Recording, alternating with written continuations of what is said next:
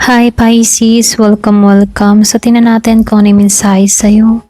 So be open-minded po, hindi halos lahat makaresonate. Thank you nga po pala sa mga nagsusubscribe, sa mga bumabalik. Maraming salamat po. Give me the message for Pisces. Ano yung mensahe sa'yo? Give me the message for Pisces. Ano yung mensahe sa'yo?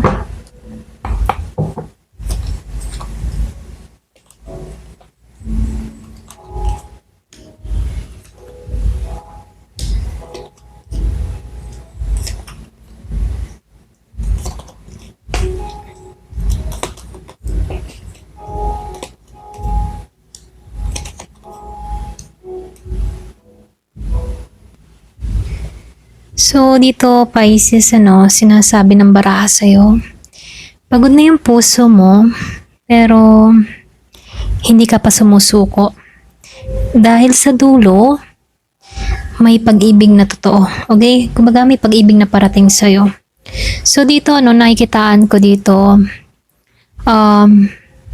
nagsimulang sugat, yung matipong nagsimula kang sugatan pero patuloy pa rin kang lumalaban. Kumbaga nasugatan ka pero patuloy ka pa rin lumalaban. May emosyon ng pagsisisi, pag-alinlangan, ngunit may matinding pagnanais din na magmahal ng totoo. Kahit minsan ay tila nakakatakot, na ulit masaktan. Yung iba sa inyo, natatakot ka muling masaktan, ganyan. So dito lumabas yung Five of Swords na nabitray ka, nasaktan ka. So may nakaraang hindi pagkakaunawaan or merong conflict na nagdulot ng lungkot at guilt. Maaring may pride dun sa iba or ego na naging hadlang sa pagkakaayos. Pero parehong panig ay nasaktan. Hindi lang ikaw yung nasaktan din tong taong ito. Okay? So dito sinabay ng Four of Pentacles and Four of Cups, okay? So may takot kang magbitaw or pinoprotektahan mo yung sarili mo, lalo na ang puso mo. Ayaw mong masaktan ulit, kaya mas pinili mong maging maingat dito, okay? Kahit ramdam mong may nararamdaman ka pa, nakikitaan ko dito sa emotion mo, pagod ka na. Parang may pagkakataon na ayaw mo nang magmahal. Muli, yun dun sa iba sa inyo, o hindi mo pa napapansin na may dumarating na blessing na gustong dumating dahil nakatingin ka pa rin sa nakaraan. Yung tipo na hindi mo napapansin na merong gustong blessing na dumating, kaya lang dahil nakatuon ka sa mga nangyari sa nakaraan mo, hindi to mabilis dumarating, okay? Gusto nitong dumating sa'yo, kaya lang merong hadlang pa dahil meron ditong hindi pa rin nakakalimot sa nakaraan, okay? So, dito, nakikitaan ko rin dito. Meron ditong parating dun sa iba sa inyo, Kumbaga dito sa Four of Cups, medyo may hadlang pa pero meron ditong gustong dumating, okay? So isang taong gustong lumapit sa'yo, ito yung energy ng romantiko mensahe or romantic message, merong apology or offer of love dun sa iba sa inyo. So, gusto ng tao na to ng mas malalim na connection or gusto ng tao na to na ma-reconnect, okay? Ma-reconnect sa'yo, okay? So, dito, lumabas sa ito Pentacles na ito ay tanda ng pagsisikap at pag-ayos. Either ikaw o ang taong ito ay gustong itama ang mga pagkakamali at ayusin ang mga nasirang tiwala, okay?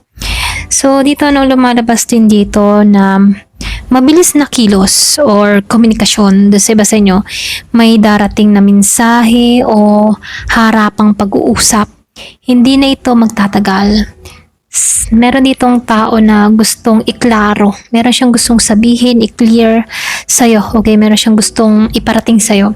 So dito, lumabas tong Ten of Cups na nangangahulugan pag-ibig, pagkakaunawaan, at emotional fulfillment.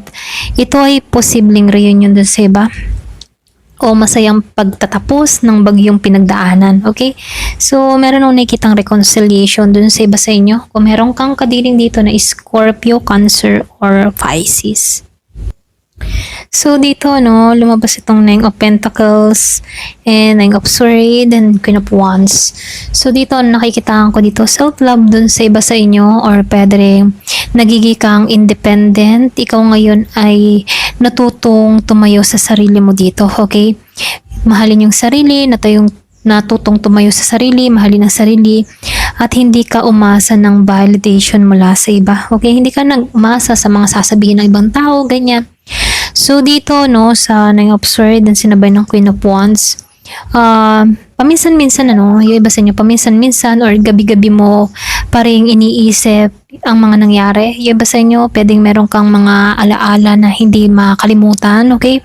May guilt, merong takot o overthinking, pero tandaan na, no, hindi mo kailangan parusahan ang sarili mo, okay? Dito, binibigyan ka ng mensahe, hindi mo kailangang parusahan yung sarili mo. Kung merong mga pagkakamali or guilty sa loob-loob mo, ito na yung time para pagtuunan mo naman yung pansin yung sarili mo dito sa Nine of Pentacles, ano. So dito sa Queen of Wands, sa huli, ikaw ang Phoenix, okay? Ikaw ay babangon muli. Kumaga para kang Phoenix, babangon ka muli sa pagka-alikabok, okay?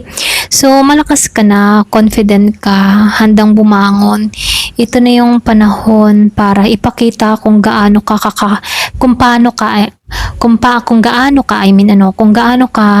kakapitan ng tapang o karisma.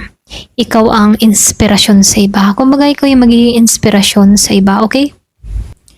So, dito, no, nakikitaan ko, Pisces, na matagal mong kinimkim ang sakit. Pero darating ang tao o pagkakataon na magpapaliwanag ng lahat. Ang pag-ibig na dati, ano, ay nasaktan. Kumbaga, sa pag-ibig na dati nasaktan ka, ay muling maghahatid ng liwanag dun sa iba sa inyo. Ngayon, hawak mo na ang kapangyarihan, hindi para maghiganti, kundi para pumili ng kapayapaan. Okay? Kumbaga nasa yung decision dito kung ano yung mga dapat mong gawin. Okay? Ito yung pinakabuod na mensahe para sa'yo. Ayan. Thank you for watching. Love and peace.